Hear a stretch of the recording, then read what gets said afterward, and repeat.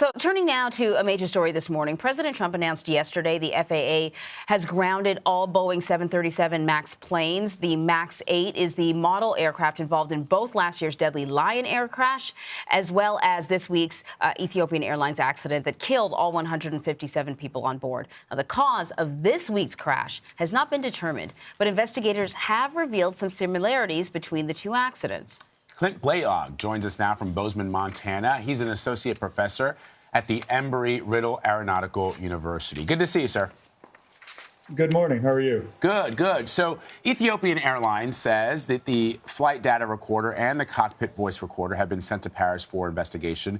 What kind of new information can we expect to learn from that, given that the news yesterday that drove the president to ground these aircraft was radar technology that showed similar flight paths of both of those planes that crashed?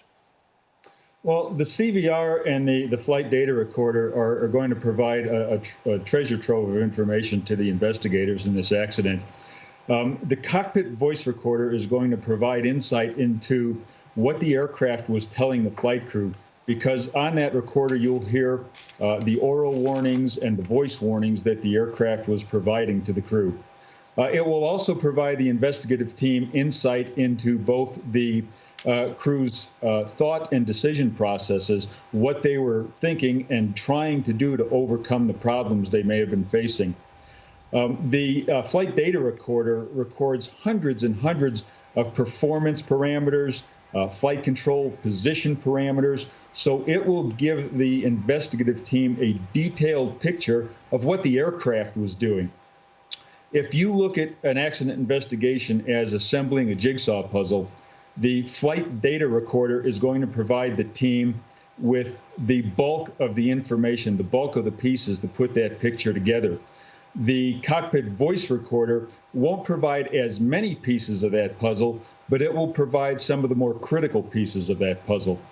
So, Clint, we don't know what's on any of these recorders yet because they had to be moved, I think, to Germany or somewhere else. First Germany and then Paris. Okay, then Paris. So we don't know what's on those recorders. So the FAA said that they took a look at newly refined satellite-based tracking and came to the conclusion that these planes should be grounded. Not new information, but newly refined information. What is this information? Do you have any idea what this information could be? And what I'm trying to get a sense of is, if the information is new or if it's not new, what took them so long to make the decision if it's not new information, considering they don't know what's on the recorders yet? Well, the satellite data is, and again, I'm not part of the investigative team. Typically, the satellite data is going to provide the team with information on the aircraft's flight path, its altitude, its pitch angle, things like that. And even though they get this data, it's a tremendous amount of data, and it does take time to review it and really analyze it and determine what it's telling the team. So that's why it may take a little time to figure out what that information means. It hasn't been that long since the accident. I think the time frame that we're seeing for this decision to be made based on satellite data is an appropriate time frame given the volume and the complexity of the data the satellite provides. Okay. One of the things that I'm really intrigued by, and I think a lot of people are, is why did it take the United States? I mean, why was the United States last to do this grounding of this aircraft? It seems as if every other country in the world said, look, let's just at least pause so we can understand exactly what we're dealing with here. And the FAA pushed back. You had the president of Boeing calling the president of the United States before the president finally decided to ground the airplanes, saying that in his mind, the aircraft were safe. But then you had some pilots and others who were saying that they were uncomfortable. Certainly passengers were feeling uncomfortable. It just feels as if, and I could be completely wrong about this, is why I'm asking you, it feels as if the FAA wasn't leading this time around. Every other country's aviation organizations were. Well, the FAA's concern is not to lead this. The FAA's concern is to do the right thing based on data, based on engineering and technical information.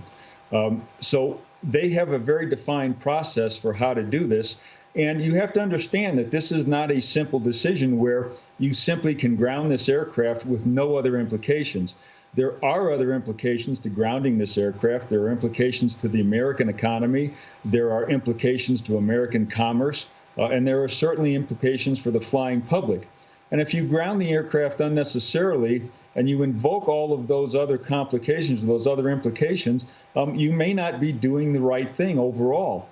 So the FAA went through their process and was looking at data and engineering information to decide what the appropriate action was. And sometimes that will take time. The FAA is not influenced by what other regulatory agencies around the world do. They can be influenced by data and information other agencies have. But the mere fact that other international agencies ground the aircraft faster doesn't influence the FAA's decision process. All right. That's good, because I think a lot of people were wondering, why did it take that long? And he's right in that, it was really sort of a day after everyone else, not a week. But you clarified things, Clint. Thank you, Clint. We appreciate it. Really good information. You're welcome.